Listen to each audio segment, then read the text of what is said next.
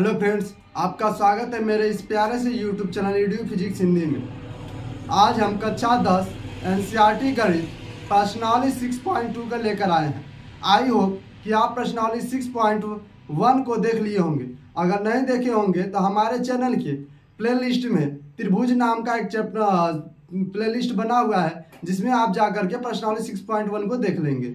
I hope कि अगर आप प्रश्नावली 6.1 को देखे होंगे तो आपको अच्छे से समझ में आया होगा।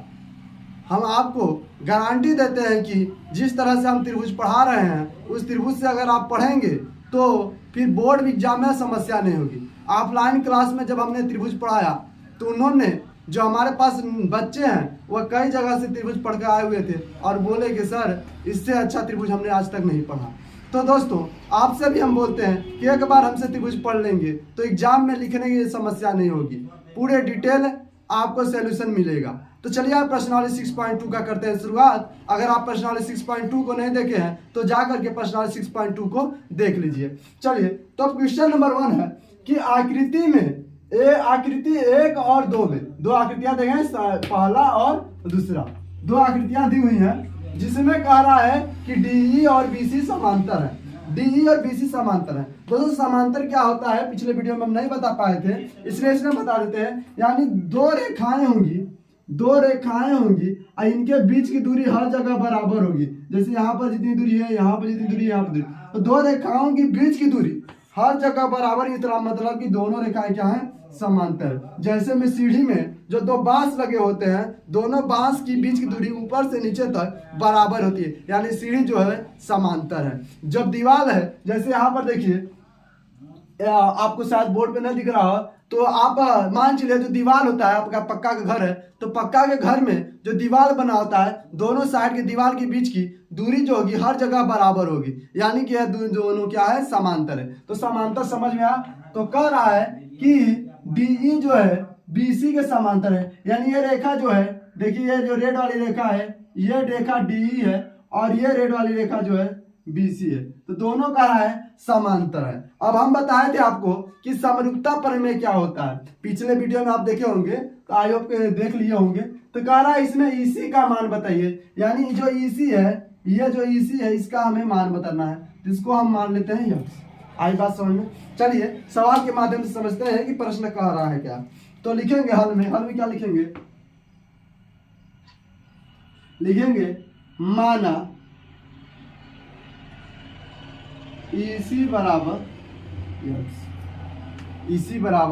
यक्स। अब देखिए दिया है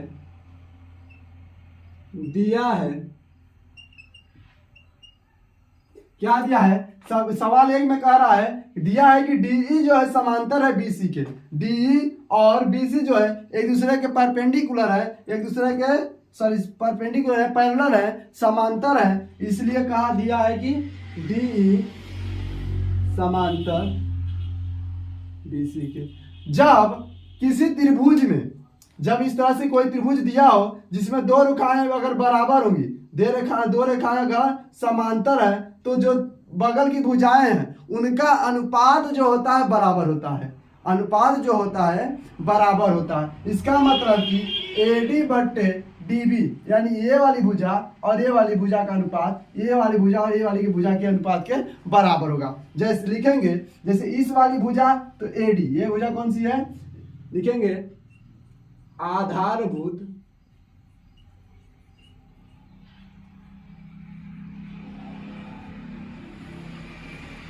समानुपाती प्रमेय से।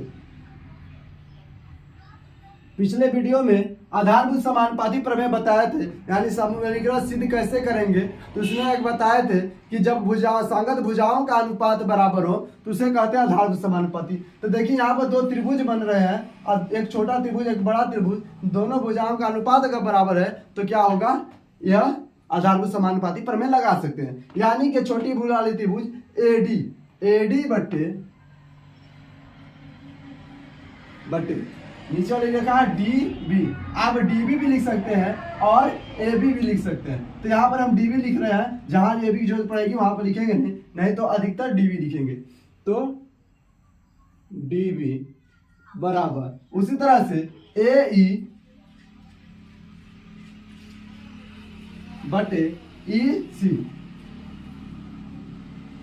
बेटा एडी का जो मान है, एडी का मान कितना है 1.5, 1.5 बटे डीबी का मान कितना है 3 बराबर एई का मान कितना है 1 अब बटे इसी का मान कितना है, तो इसी का मान हम x माने तो x पुट करेंगे। कैमरे में आ रहा है ना, ठीक कैमरे में आ रहा है।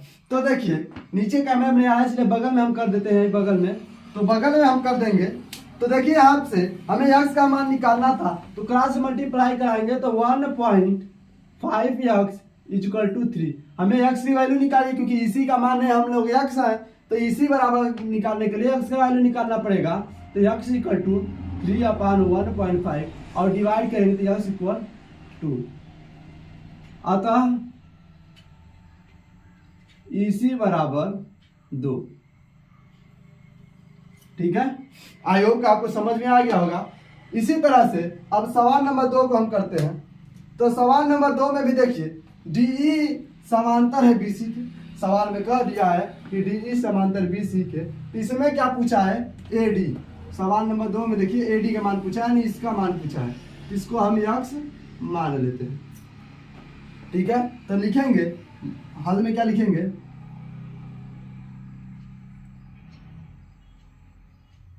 माना एडी बराबर x।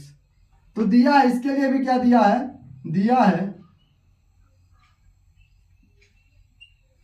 क्या दिया है, डीई समांतर है बीसी। क्या दिया है, डीई समांतर बीसी। तो डीई समांतर, जब दो रेखाएं समांतर हैं तो इसमें हम आधारभूत समानुपाती प्रमेय लगाएंगे, यानी संगत भुजाओं का अनुपात लगाएंगे। तो आधारभूत, इसलिए लिख देते हैं आधारभूत समानुपाती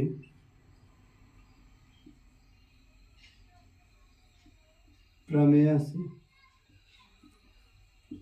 तो आधारभूत समानुपाती प्रमेय क्या कहता है, उसी तरह से एडी बटे डीबी, ये वाला उसके बटे ये वाला, तो क्या हो जाएगा एडी बटे डीबी बराबर एई बटे ईसी। अब सबका मान रख देते हैं। तो एडी का मान हम माने हैं x बटा डीबी का मान कितना है, तो डीबी का मान है 7.2। डीबी का मान कितना है 7.2 बराबर एई का मान 1.8 है, तो एई का मान 1.8 हो जाएगा और इसी का मान कितना है तो 5.4। ठीक है, अब देखिए जब इसका हम क्रॉस मल्टीप्लाई कराएंगे तो क्या हो जाएगा, इसके बगल में हम इसको भी कर देते हैं।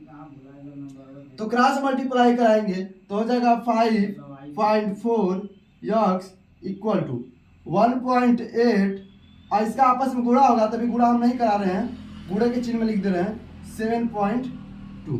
यहाँ से अभी x की मान निकालना है तो x इक्वल 1.8 इंटू 7.2 बाई 5.4। तो 1.8 से 5.4 को डिवाइड करेंगे तो कितना होगा 3 टाइम्स में कट जाएगा। 3 से 7.2 को डिवाइड करेंगे तो कितना आ जाएगा 2.4, 24 यानी 72 यानी 2.4। अतः एडी बराबर 2.4। ठीक है, आई होप कि समझ में आ गया होगा। चलते हैं क्वेश्चन नंबर 2 की ओर। ठीक है, अब क्वेश्चन नंबर 2 देखते हैं। क्वेश्चन नंबर 2 कह रहा है कि किसी त्रिभुज PQR, एक त्रिभुज है जो PQR है। तो पहले हम एक त्रिभुज बना लेते हैं, कोई भी रैंडम आप त्रिभुज बना लीजिए, जरूरी नहीं है कि समकोण बनाएंगे या समबाहु समद्विबाहु, कोई भी त्रिभुज आप बना लीजिए। सवाल जैसे जैसे कहे आपको वैसे वैसे बस करते जाना है और सवाल आसानी से लग जाएगी। तो PQR कह रहा है एक त्रिभुज PQR है, भुजा PQ और PR पर क्रमशः बिंदु E और F है।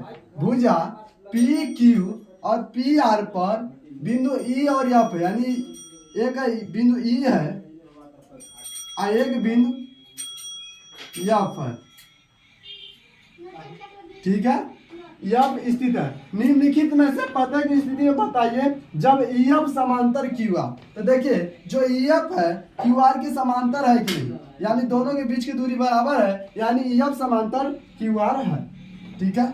अब चित्र तो हमारा बन गया। चलिए अब सवाल को लगाते हैं। तो सवाल में नंबर 1 का है, सवाल नंबर 2 का 1 है, यानी ये वाला सवाल है। कह रहा है कि फर्स्ट को हम लगा रहे हैं, ध्यान दीजिएगा। आप फर्स्ट को देखेंगे, फर्स्ट को हम रेड से लॉक कर देते हैं। हम क्वेश्चन नंबर 1 को लगा रहे हैं।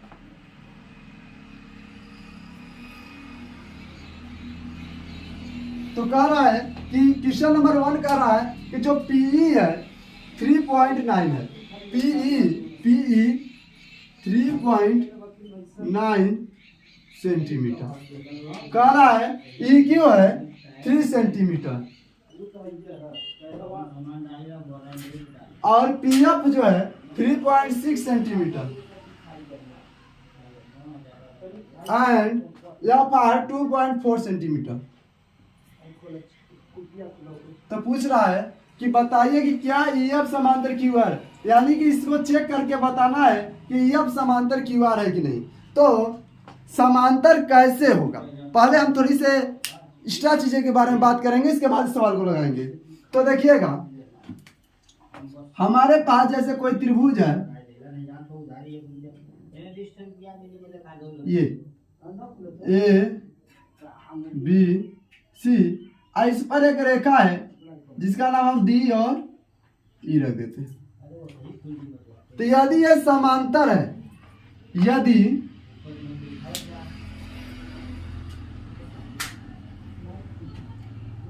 DE समांतर BC है, तो यदि DE समांतर BC है तो इनके अनुपात जो होंगे बराबर होंगे, यानी कि AD बट्टे DB बराबर AE बट्टे EC। यानी हम कह सकते हैं यदि समांतर है तो अनुपात बराबर होंगे और यदि अनुपात बराबर है तो समांतर होंगे। इसके अलावा एक और हो सकता है कि AD बट्टे AB बराबर AE बट्टे AC। अगर ऐसी दोनों स्थितियां बन जाती है, दोनों में से कोई एक स्थिति बन जाती है, यानी कि समांतर होंगे। अगर समांतर है तो दोनों स्थितियां पॉसिबल है। आई बात समझ में। ये है थेल्स का प्रमेय। थेल्स एक महान गणितज्ञ थे जिन्होंने इसे दिया था। इसे थेल्स का प्रमेय कहते हैं या आधारभूत समानुपाती। समानुपाती का मतलब समझ रहे होंगे, समान अनुपात, दोनों साइड के अनुपात जो होंगे बराबर होंगे, यानी समानुपाती प्रमेय। चलिए अब क्वेश्चन को हल करते हैं।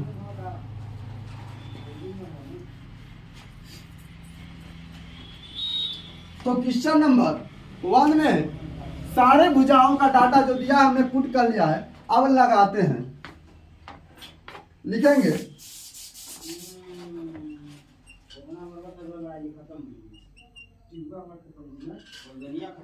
आधारभूत समानुपाती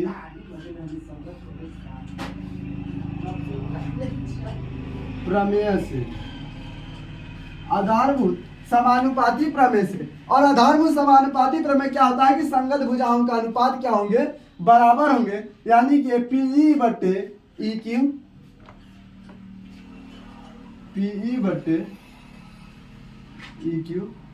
बराबर PF बट्टे FR।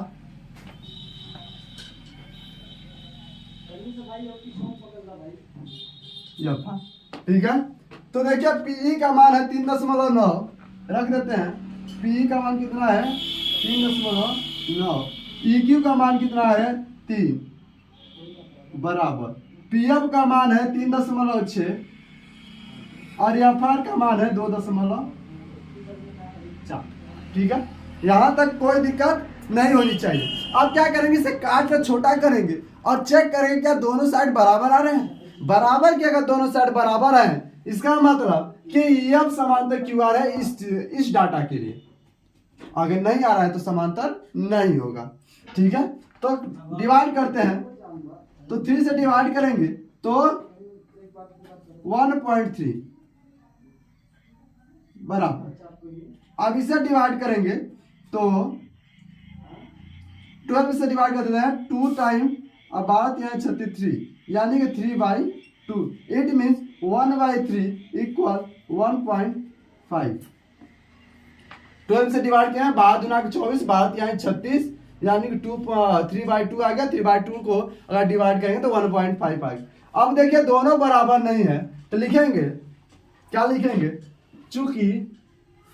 चूंकि PE बटा EQ, कैमरे में आ रहा है, हाँ, PE बटा EQ बराबर नहीं है PF बटा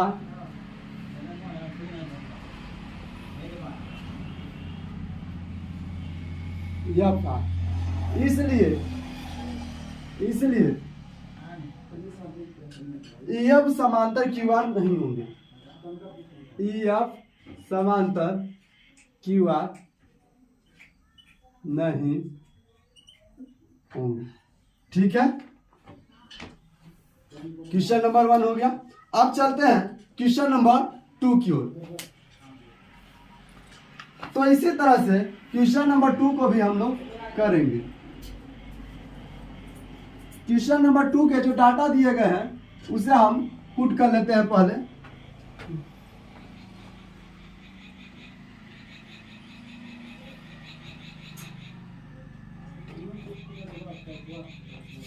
तो सेकंड में दिया है 4 सेंटीमीटर, PE बराबर 4 सेंटीमीटर, QE बराबर 4.5 सेंटीमीटर एंड PF बराबर 8 सेंटीमीटर,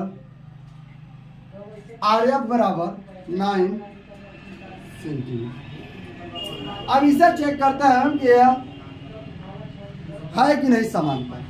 यदि इसका अनुपात बराबर आ गया तो ये दोनों रेखाएं समांतर होंगी, अगर बराबर नहीं आया तो दोनों रेखाएं समांतर नहीं होगी। इसमें भी लगाएंगे आधारभूत समानुपाती प्रमेय से, यानी कि PE बटे EQ बराबर PF बटे FR। PE का मान 4 है, EQ का मान 4.5 बराबर PF का मान 8 है बटे FR का मान है 9। ठीक है, आप देखिए इसे हल करेंगे तो डेसिमल में है, डेसिमल को इसको हटा देते हैं। ठीक है, बस एक ही डेसिमल में है।